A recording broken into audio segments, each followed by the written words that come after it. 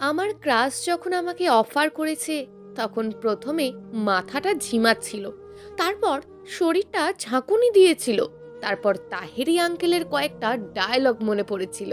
সবচেয়ে বেশি মনে পড়লো এই ডায়লগটা, শরীরে একটা ভাব আছে না। তারপর মাথাটা আর একটু ঝিমালো, তারপর শরীরটা আর একটু ঝাঁকুনি দিল, তারপর ধপাস। এরপর কি হলো তা বুঝে ওঠার আগেই আমার ক্রাসের উৎকণ্ঠা ঝাঁঝালো কণ্ঠ কানে বাজতে লাগলো। সে সাথে সাথে হালকা পানির ঝাপটা দিচ্ছে আর বলছে, শশী, কি হয়েছে তোমার? চোখ খোলো। পানির ঝাপটার কারণে মনে হচ্ছে এবার চোখটাই খুলতে পারবো না। মনে মনে ভাবতে লাগলাম, কোন আহাম্মক আমায় এভাবে পানি ছেটাচ্ছে রে। কোনো রকমে চোখটা খুলে দেখলাম আমি আমার ক্রাসের কোলে। তারপর আবার মাথাটা একটু ঝিমালো, আবার শরীরটা একটু ঝাঁকুনি দিল, সেই সাথে তাহেরি আঙ্কেলের ডায়লগটা মনে পড়ল। তারপর কি হলো জানি না, অনেক পরে নিজেকে আবিষ্কার করলাম আমি একটি হাসপাতালের বেডে শুয়ে আছি। এখন সবাই হয়তো ভাবছেন আমার এমন কেন হলো, ক্রাশ তো অফার দিতেই পারে। কিন্তু আমার ক্রাশ এরকম রাজকীয় অফার দেয়াতে ওকে যারা চেনে তারা শুনলে নিশ্চিত হার্ট অ্যাটাক করতো। আমি যে বেঁচে আছি এটাই অনেক বড় ভাগ্য। ছোটবেলা থেকে আমার ক্রাশ মানে অরণ্য, আমার বড় ভাইয়ের বন্ধু। তাকে আমার অনেক ভালো লাগতো, ভালো লাগাটা সব সময়ের জন্যই ছিল।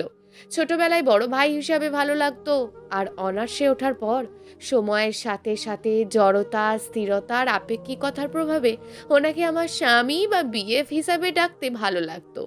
এগুলো শুধু আমার মনের কল্পনাতেই থেকে যেত, ওনাকে বলার সাহস কখনো হতো না। কারণ বরাবরের মতো উনি ছিলেন খুব গম্ভীর আর প্রখর মেধাবী একটা মানুষ, আর আমি পাগল আর ফাঁকিবাজ স্টুডেন্ট। উনি সারা দিন বই আর পড়াশোনা নিয়ে থাকতো।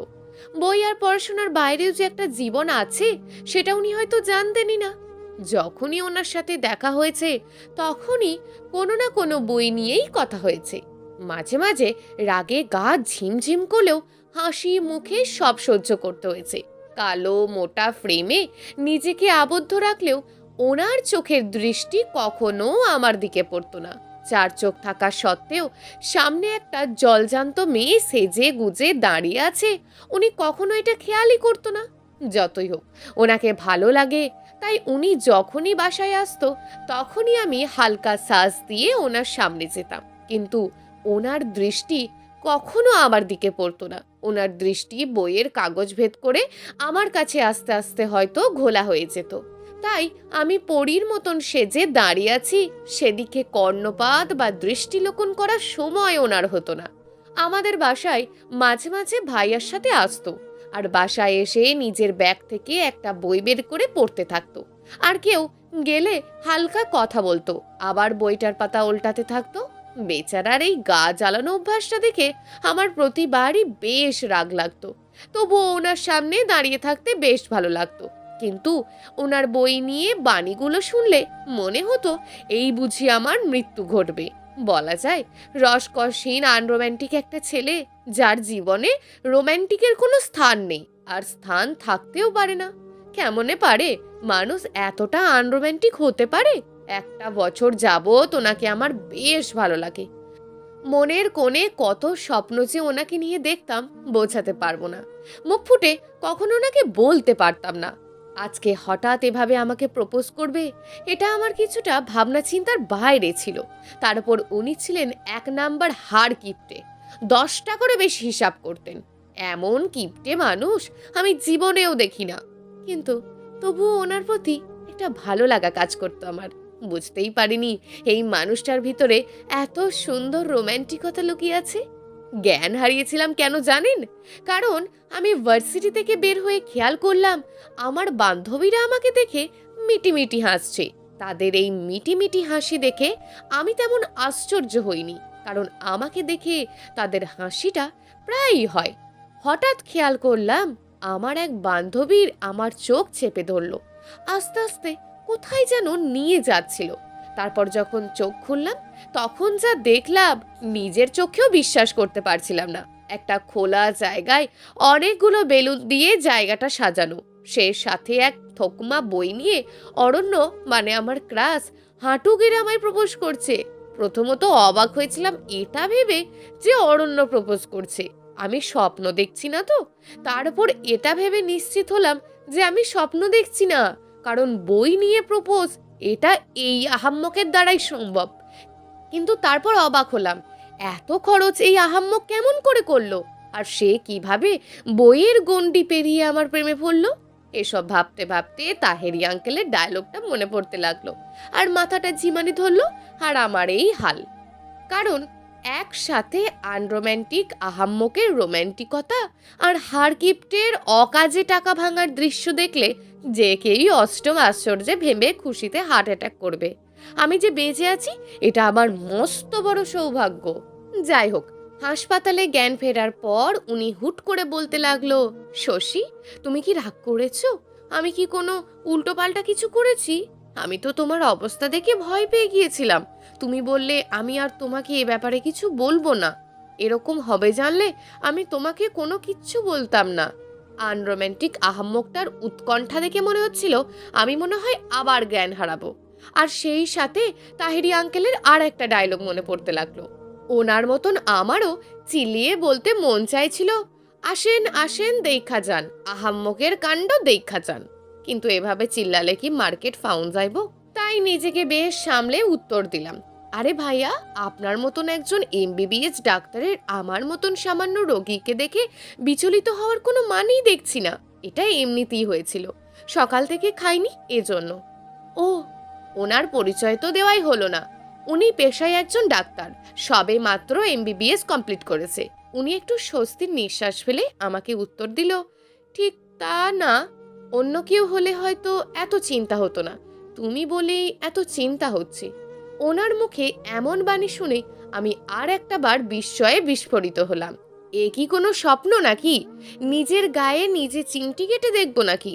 না, এটা কমন। এর থেকে ভালো ওনার কাঁধে একটা থাবা বসাই। এই বিষয়টা আনকমন।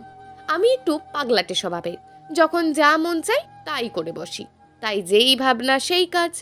থাম করে একটা থাবা বসিয়ে দিলাম আর বললাম, ভাইয়া, আমি কিচ্ছু মনে করিনি। উনি আমার থাবা খেয়ে চিল্লাইয়ে উঠলেন, বললেন, কি হয়েছে, এভাবে এমন করছো কেন? এই বলে, তার মানে এটা স্বপ্ন না, সত্যি। আমি এবার বেশ লজ্জিত কণ্ঠে উত্তর দিলাম, ভাইয়া, আবেগে আবেগে। উনি আমার কথাগুলো শুনে বেশ চমকাতে লাগলেন, কারণ আমার এই পাগলামো স্বভাব হয়তো এর আগে খেয়াল করার মতন ওনার সময় হয়নি। উনি বেশ চমকে আমাকে বলল, তুমি রাগ করনি তো? অনেক দিন যাবৎ ভাবছিলাম তোমাকে মনের কথাটা বলবো, তাই একটা ফ্রেন্ডের সাহায্য নিয়ে তোমাকে এভাবে প্রপোজ করি। ফ্রেন্ড বলেছিল ফুল কিনে দিতে, কিন্তু আমার কাছে মনে হলো বই দিয়ে প্রপোজ করলে উপকার বেশি, কারণ তুমি বইগুলো পড়তে পারবে, আবার এই বইগুলো থেকে অনেক অনেক কিছু শিখতে পারবে। এর মধ্যে ক্লাসের কার্নেল বইটা পড়লে বেশ ভালো লাগবে, অনেক কিছু শিখতেও পারবে। মনে মনে বেশ রাগ উঠতে লাগলো। প্রপোজ করছে নাকি বইয়ের রিভিউ দিচ্ছে বুঝতেই পারছি না, বিরক্তও হচ্ছি খুব। কিন্তু চাইলেও এখন তা প্রকাশ করা যাবে না। যতই হোক, ক্লাস বলে কথা, আগে প্রেমটা জমুক, তারপর এই আহাম্মকের ডাক্তারের ব্যবস্থা জগতের মানুষ বানাতে হবে। আপাতত তার বকবকানি শুনে এক কাপ কড়া কফি খেতে মন হচ্ছে, আর তাহেরি আঙ্কেলের ঢেলে দিই ডায়লগটা মারতে মন হচ্ছে। কিন্তু যতই হোক, উনি আমাকে খুব শান্তশিষ্ট জানেন। আপাতত এই কাজ করা যাবে না। তাই ওনার কথা শেষে একটু ভাব নিয়ে উত্তর দিলাম, কারণ ওনাকে বুঝতে দেওয়া যাবে না যে আমি ওনাকে পছন্দ করি। তাই বললাম, আমি আপনার ব্যাপারটা ভেবে দেখব। আমি মোটেও রাগ করিনি, তবে আপনাকে সব দিক দিয়ে ভালো লাগে, একটা বিষয় ছাড়া। অরণ্য বেশ কাঁচুমাচু মুখ নিয়ে উৎকণ্ঠ হয়ে জিজ্ঞেস করলো, কি বিষয়? আমি একটু মুচকি হাসলাম আর ভাবলাম, মাথা খারাপ, আমি তো এখন বলবোই না আপনার বই পড়াটা আমার ভাল লাগে না। তাহলে এটা শুনে হয়তো আমার সাথে প্রেম করাটাই বাদ দিয়ে দেবেন। তাই এক চিলতে হাসি নিয়ে জবাব দিলাম, তেমন জটিল কিছু না, সময় হলে বলবো। আপাতত আমি বাসায় যাই, বাসায় গিয়ে কথা হবে। উনিও সম্মতি সূচক মাথা নাড়িয়ে বলল, আচ্ছা, আমি সব বিল পে করে আসছি। দুজন মিলে বাসায় গেলাম। আমি আমার বাসায় আর উনি ওনার বাসায়। বাসায় এসে অনেকক্ষণ ওনার কথা ভাবতে লাগলাম। কত পেতে চেয়েছি মনে মনে, আর আজকে এমনিই পেয়ে গেলাম। সত্যি কিছু কিছু বিষয় মিরাক্কেল হয়। হঠাৎ খেয়াল করলাম কিসের একটা আওয়াজ আসছে। আওয়াজটা খেয়াল করে আমি সামনের দিকে এগিয়ে গিয়ে যা দেখলাম, নিজের চোখেও বিশ্বাস করতে পারছিলাম না। কারণ খেয়াল করলাম অরণ্য এক গুচ্ছ সাদা গোলাপ নিয়ে রাস্তায় দাঁড়িয়ে আছে আর হাতে ইশারা করছে যেন কলটা ধরি। আমি দৌড়ে গেলাম ঘরে, গিয়ে দেখলাম ফোনটা বাজছে। তাড়াহুড়ো করে ফোনটা ধরলাম আর বললাম, আরে মাথা পাগল হয়ে গেছে নাকি তোমার? এত রাতে এখানে আসছো কেন? পাগলামি শুরু করেছো নাকি? অরণ্য কিছুটা হতভম্ব মন নিয়ে উত্তর দিল, সত্যি বলতে তখন বই নিয়ে প্রপোজ করাটা ঠিক হয়নি। আসলে আমি বুঝতেই পারিনি বই নিয়ে প্রপোজ করার পর তুমি এতটা শক্ত হয়ে জ্ঞান হারাবে। তাই তোমার পছন্দের ফুল নিয়ে আসছি। একটা দড়ি দিয়ে ব্যাগ ফেলো, আমি ফুলগুলো দিয়ে দিচ্ছি তোমায়। কিছুটা মুচকি হাসি দিয়ে উত্তর দিলাম, আরে এত কষ্ট করার কি দরকার ছিল? সত্যিই তুমি অনেক বোকা। দিন দিন বই পড়লে মানুষ বুদ্ধিমান হয়, আর তুমি হয়েছো গাধা। আরে বই পড়া তো ভালো, বই পড়লে। আমি কথাটা আটকে দিলাম, কারণ আমি জানি এখন কথাটা বলতে গেলে অনেক কথা শুনতে হবে, বই নিয়ে অনেক বাণীও শুনতে হবে। তাই কথাটা আটকে দিয়ে বললাম, হয়েছে হয়েছে, আর বই নিয়ে রিভিউ দিতে হবে না। আমি ব্যাগ ফেলছি, তুমি ফুলগুলো দাও।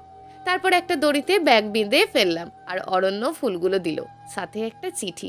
চিঠি পড়ে বেশ কিছুক্ষণ হাসলাম আমি, কারণ চিঠিতে লেখা ছিল, শশী, আমি ভালোবাসা বুঝি না, তবে বিভিন্ন কবি সাহিত্যের বই পড়ে ভালোবাসাটা উপলব্ধি করে পেরেছি। বুঝতে পেরেছি ভালোবাসা কি। আমি তোমাকে খুব ভালোবাসি, সবচেয়ে বেশি ভালোবাসি তোমার হই হাসিটাকে। যাক, প্রেমপত্রেও কবি সাহিত্যিকে রিভিউ দেওয়া হয়ে গেছে। পড়ে বেশ হাসিও পেল, কিন্তু অনেক ভালো লাগছিল সেই মুহূর্তে। ফুলগুলো হাতে নিয়ে বারবার ঘ্রাণ শুঁকতেছিলাম, বেশ ভালোই লাগছিল আমার। কথা হতে থাকলো আমাদের, কখন যে একে অপরকে ভালোবেসেছিলাম তা তো মনের অন্তরালেই রয়ে গেল। ভালোবাসাটা দিন দিন প্রখর হতে লাগলো। ভালোবাসা প্রখর হওয়ার সাথে সাথে আমাদের ব্রেকআপ সিজনটাও শুরু হয়ে গেল। দিনের পর দিন এক একটা বিষয় নিয়ে ব্রেকআপ হতো, আবার সব ঠিক হয়ে যেত। দিনে কতবার যে ব্রেকআপ হতো। এই তো কিছুদিন আগে ও রোগী দেখায় বেশ ব্যস্ত ছিল, কিন্তু আমার ওর সাথে কথা বলতে খুব মন চাইছিল। তাই কথা বলার জন্য ফোন দিলাম। সে কল ধরে বলল, আমি এখন বিজি, পরে কথা বলবো। আমি বললাম, না, এখনই কথা বলতে হবে। অরণ্য বারবার বলতে লাগলো, আমি বিজি, ফোন রাখলাম।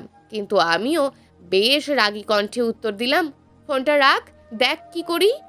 কি করি মানে কি? কি করবে? এত পাগলামি ভালো লাগছে না, বললাম তো পরে কল দিচ্ছি। না, রাখবে না মানে রাখবে না, ফোন রিসিভ করি রবি দেখবে। দেখো শশী, বাড়াবাড়ি করো না। বাড়াবাড়ি করলে কি করবে? এসব বলতে বলতেই দেখলাম ফোনটা কেটে গেল। আমি বেশ রেগে গেলাম, কারণ আমার ফোনও কেটেছে মানে ব্রেকআপ। আরও জানি ফোন কাটলে আমি আর ওর ফোন ধরবো না, তাই এমন করলো। রাগে আবার কল দিলাম, এবারও ফোন দিয়ে বলো, ফোন কেটে আবার কল দিলে কেন? মানে কি? ফোন কি আমি কাটছি নাকি? হ্যাঁ, তুমি তো কাটলা। একদম মিথ্যা বলবা না। আমি মিথ্যা বলছি না। হ্যাঁ, মিথ্যাই বলছো তুমি, আর কল দিবা না। আমার সাথে তোমার ব্রেকআপ। শশী, প্লিজ আমার কথাটা বোঝার চেষ্টা করো, আমি কল কাটিনি। তারপর আরো কি কি যেন বলতে চাইছিল, কিন্তু আমি আর সুযোগ দিইনি। ও অনেকবার কল দিল, এর মধ্যে আমি ধরিনি। কারণ যে আমার কথার উপর কল কেটে দিয়েছে সে আমার কেউ হতে পারে না। এক বুক অভিমান নিয়ে বসে রইলাম। হঠাৎ খেয়াল করলাম এয়ারটেল অফিস থেকে একটা মেসেজ এসছে, অনাকাঙ্ক্ষিত কারণে আপনার কলটি ড্রপ হওয়ার কারণে আপনি পেয়ে যাচ্ছেন 1 মিনিট বোনাস। আমি মেসেজটা দেখে বেশ অবাক হলাম। তার মানে অরণ্য মিথ্যা বলেনি, কল ড্রপ হয়েছিল আর আমি ভেবেছি ও কেটে দিয়েছে। ইস, কত বকাই না বকলাম ওকে। যাই হোক, বিনা দোষে তাকে অপরাধী করা যাবে না, তাই আমিই আবার কল দিলাম। ও কল ধরে বলল, হ্যাঁ কি বলবে জানি। কি বলবো বলো? কল ড্রপ হয়েছিল তাই তো? হ্যাঁ, কিন্তু তুমি জানলে কিভাবে? আমার 1 মিনিট বোনাস আসছে। সেদিন এয়ারটেল অফিসের কল ড্রপ মেসেঞ্জারের জন্য আমাদের রিলেশনটা ঠিক হয়ে যায়। এর মধ্যে অনেকদিন তার সাথে আমার কথা নেই, বেশ মিস করতাম, তবুও কেউ কাউকে নক দিতাম না। এরপর দুজন দুজনকে ব্লক করে দিই। কিন্তু হুট করে আমার মা ওকে বাড়িতে বাসায় দাওয়াত দেয়, আর ও আসে। দুজন দুজনকে দেখিয়ে অভিমানে চোখ ফিরিয়ে নিল। বেশিক্ষণ অভিমান স্থায়ী রাখতে পারিনি, ফলে আমাদের রিলেশনটা আবারও ঠিক হয়ে যায়। কিছুদিন বেশ ভালো কাটছিল। এভাবে হাজারবার ব্রেকআপ হতো, আবার ঠিক হয়ে যেত। কিন্তু লাস্টবার ব্রেকআপ হয়েছিল সিরিয়াস ব্রেকআপ। কারণ ইদানিং খেয়াল করলাম সে আমার প্রতি মনোযোগ কম। ব্যাপারটা বুঝতে পারলাম না কেন। অনেক খোঁজ নিয়ে জানতে পারলাম ও আমাকে আর চায় না। খুব কষ্ট হচ্ছিল এটা শোনার পর। বিশ্বাসই করতে পারছিলাম না ও এমন বলতে পারছে। কিছুটা আশা নিয়ে ওকে জিজ্ঞেস করলাম, তুমি কি সত্যিই আমাকে চাও না? আমার আশাকে মিথ্যে করে ও উত্তর দিল, তোমার সাথে আমার কখনো মিলবে না। তোমার জন্য আমি পারফেক্ট না। তুমি যেমন চাও আমি ওরকম না। এজন্যই তোমাকে আমি এড়িয়ে চলি, তোমাকে এত সময় দিই না। প্লিজ শশী, তুমি আর আমার জন্য অপেক্ষা করো না। আমি ভেবেছিলাম ও হয়তো আমার সাথে মজা করছে, তাই কিছুটা ধমক দিয়ে বললাম, হয়েছে, আর মজা করতে হবে না। তুমি জানো আমি এই টাইপের মজা করা পছন্দ করি না, তবুও কেন মজা করছো?